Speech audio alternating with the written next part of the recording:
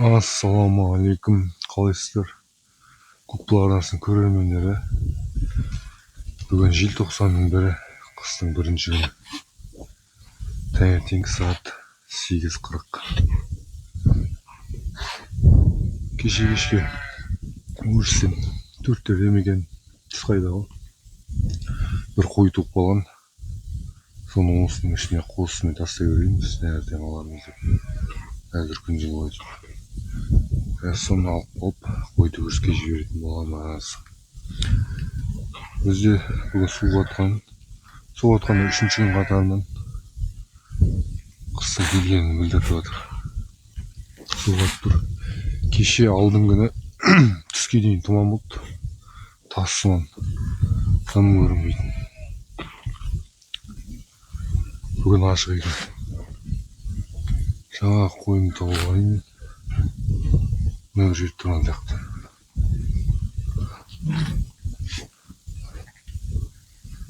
Метр екен.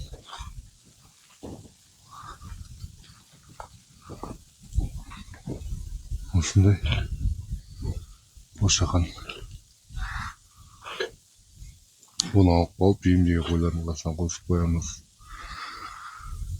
Өткенде, қазір 12-ші ай ма, шілдеде қашып кеткен деген сөз. Бүкіл Москвада күйі келген болып тұр ғой. Қошқарларға жараған болып тұр.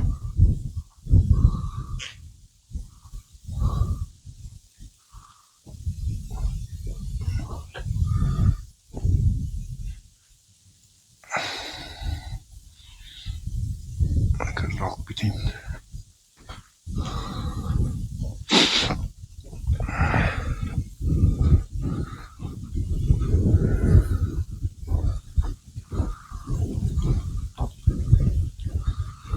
Қосын қызған менен қашып кетірім қосын.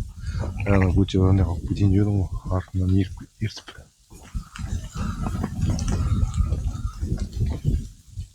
Қошақан ұсталды.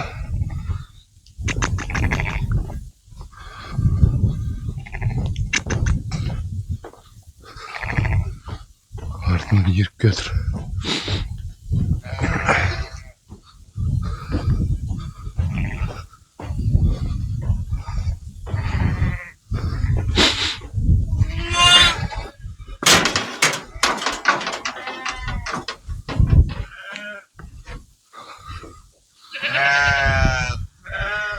Кел.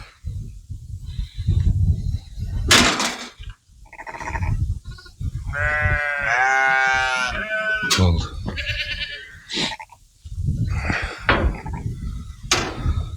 Қой, жас қой ғой мынау. Түріне қарасаң тұсақ сияқты. Асауына қосына келмей үркіп. Сосын біздің қойда жаздай түнекте болған. Өздеріңіз білесіздер. Асау болып кетті. Адам қарадан үркіп.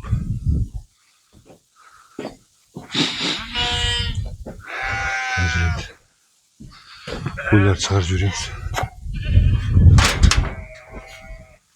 Бүгін күн қырау түсіпті далаға. Қорай сенде көріп тұрмын, ағарып атқандар. Қырау түскен. Күннің дейін салқындайтын уақыты болды. Жалпы күз айы бізде жып-жылы өтті кәдімгідей. Биыл қатты жылы болды. Күні кешеге дейін мотоциклмен жүрдік. Осы 2-3 күнге дейін. 2-3 күннен бері. Сәл аяз атқасын мотоциклдерді тастадық. Аяз болғанда да 1-2 градус қой, одан қалың емес. Себебі мұздың қалыңдығын қарап едім, 1 сантиметрдің жобасындай мұз атқан. Мына біріштерімді қарап ештеңе болғандар жоқ па екен. Қойды кейде қорадан шығарып отқанда қарап жүрем. Ішінде желіндеп жүргендер жоқ па екен деп. Ана қой көрінбеген кеше.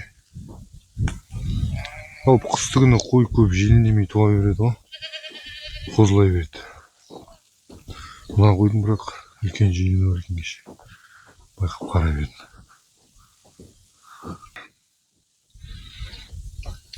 Ал шығын. Қойларда жүгір шығады дейсіз қойлар.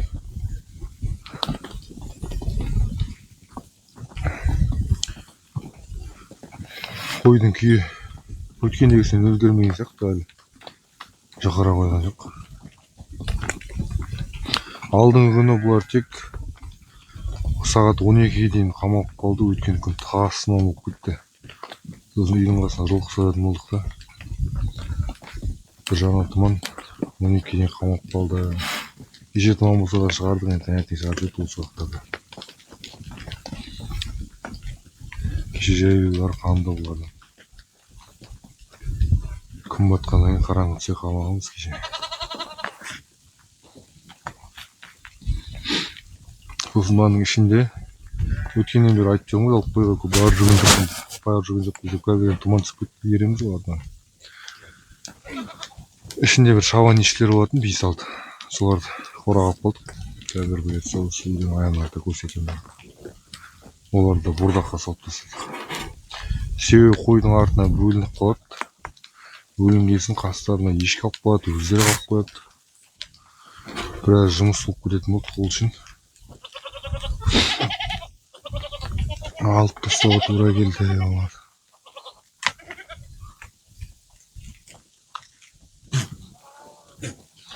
Өрістеріне кетеді қазір осылай.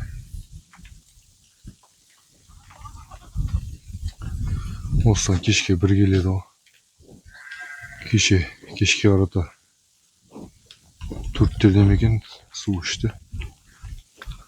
Су ішкенде де ішіп жарған жоқ. Кешеде жалпы шөптің басына мұз қатып,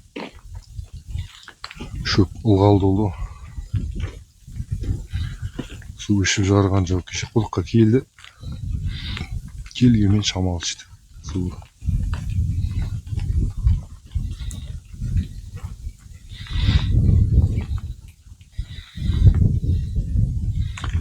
Жел көтеріліп келеді. Күн шыға жел көтеріледі. Алдыңғы қазан айы желсіз өткен. Сол ойлап қойдым, неге жел болмай кетті деп. Қараша айы толықтай жел болып кетті.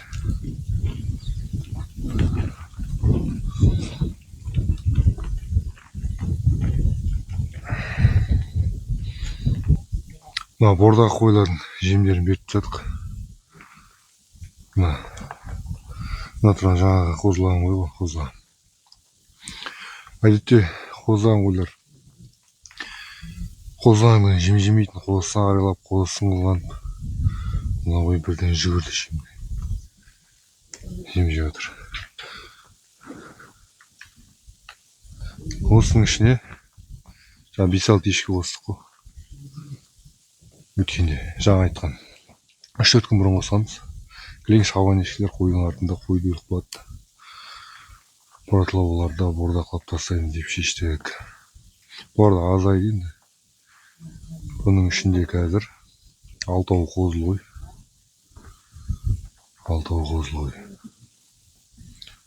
6-ау деп қоямын қазір. 4-еу, 5-еу қозыл қой. 5 қозы. 5-еу қозыл қой. 2-еу егіз. Қалған қойлар сатылып кететіндер. 5-6 қой ғой соны сатылып ішінде қазір 11 масында болып тұр. 5-еу қозыл қой, онда 6-ау сатылып кетеді. Сосын қалған ешкілердің барлығы сатылады бұйыртса. Бұларға арпа, бидай тартылған. Сосын кебек араластырып, үшеуін араластырып береміз. Бұлар сол салынған жемді дым қалдырмай тауыса жеп тұр қазір. Таңертең 15 килограмдай, кешке 15 килограмдай. Барлығы бір жерде 30-ға жақын бар. Әр қойдың өзі сонда 1 килограмдай жеп тұр. 30 килограмға жетпеуі мүмкін. 27-28 килограмм екен сондай. Az айтып өткенде де 3-4 қой сатылып кетті осының ішінен. Шөп 2 мезгіл жейді. Әрбір жем жеп болған сайын шөп салып кетеміз. Таңертең кешке. Бұларға шөпті былтырғыдан қалған ескі шөптері отыр, шабақтың ішіне алып қойған. Бордақта тұрған малдың бір жақсы жері шөп толғанмен жей береді. Жылқыда сол алып қойғанда 2-3 күнде бір береміз ол шөпті. Оның алдында туған қозы, қара қозы. Бұл да өсіп қойған. Шымқынып кеше шөп жеп жүр.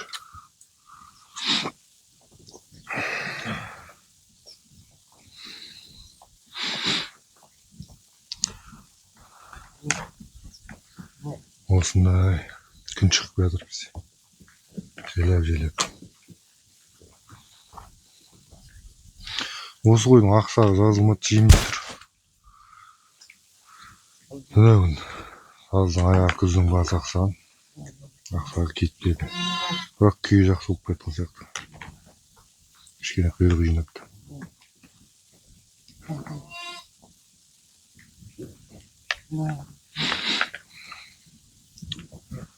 Ей! Ешкілер жаман сүзсіп тұр. Қойлар сөз жібереді. Бірақ ешкі лақта емес көп астауға шықпайды екен. Бұрын 20-шы жылы өңкей лақтарын айырып ол жем дегенбіз. Астауға шығып кетеді, астауды ластап тастайды. Ал ешкіде ондай жоқ. Жемді арнайы сайын.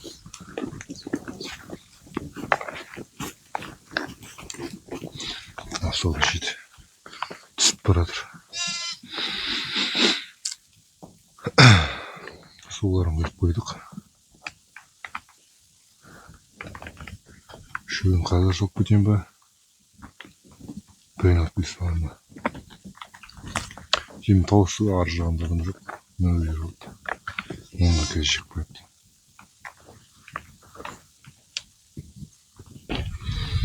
Күн шықты. Кеше алдың күні құдыққа жылғы келген жоқ. Түске дейін уақытта түстен кейін бір 2-3 рет келді. Кеше де 2-3 рет келді. Кішкене қолымыз босап, құдықтан қолымыз босап отыр. Кеше айттым, шөптің басы мұз болды деп. Жылқы судан шөлдемеген болу керек. Суға көп келген жоқ. Ауылдың сыртынан қарағандағы бейнесі.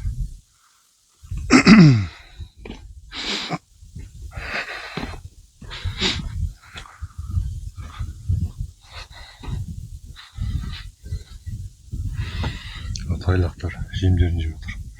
Бұларды шығаруды тоқтаттық қазір. 2-3 күннен бері қорада тұр. Түйе ерте келіп қалып тұр. Қазір 4-терде жетіп келеді үйдің қасына. Жамырап кетер деп. Жемін жеп. Бәрінен жем салып тастаймыз. Қазір жемдерін жеп отыр. Сол шөбін де бірге салып.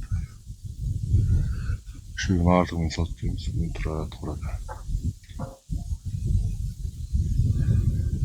Күн жылы күндер шығарып жіберіп өт, қайта қол көшкелер қарап отыр деп. Олай жамырап кетуі мүмкін.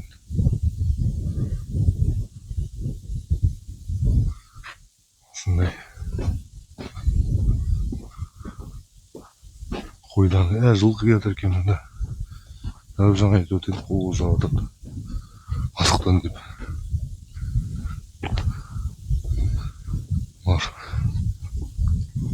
Таң атпай келатыр ғой. Бұлар алдың күні кешке ішіп кеткен егер ғой негізі. Аман есен дейтін егер. Торғас қайғыр.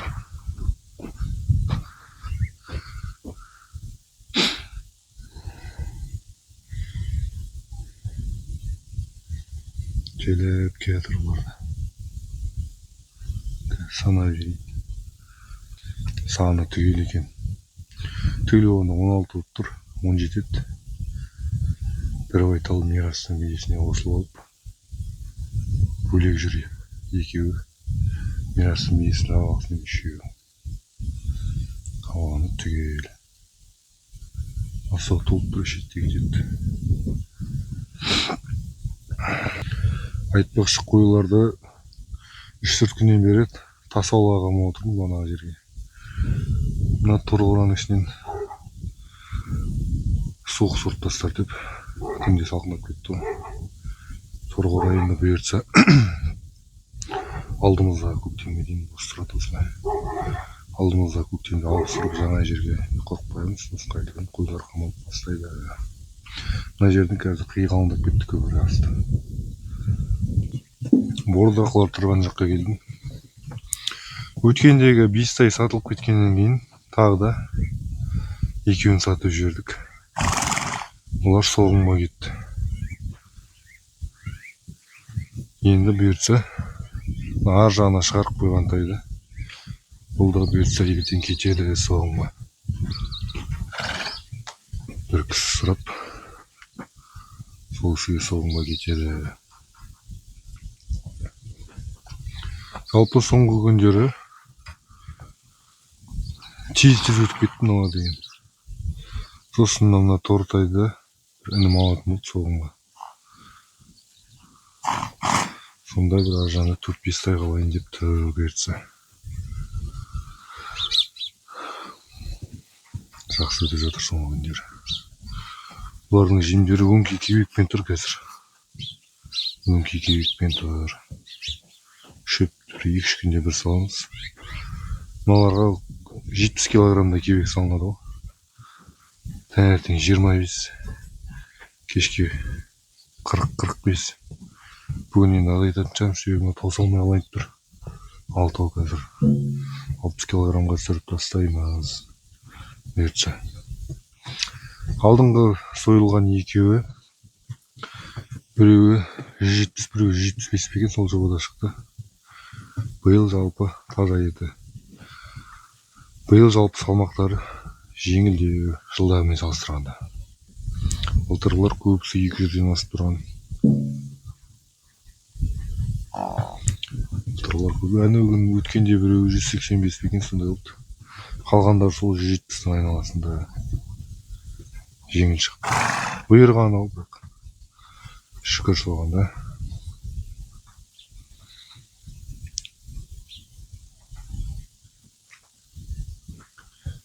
Осындай.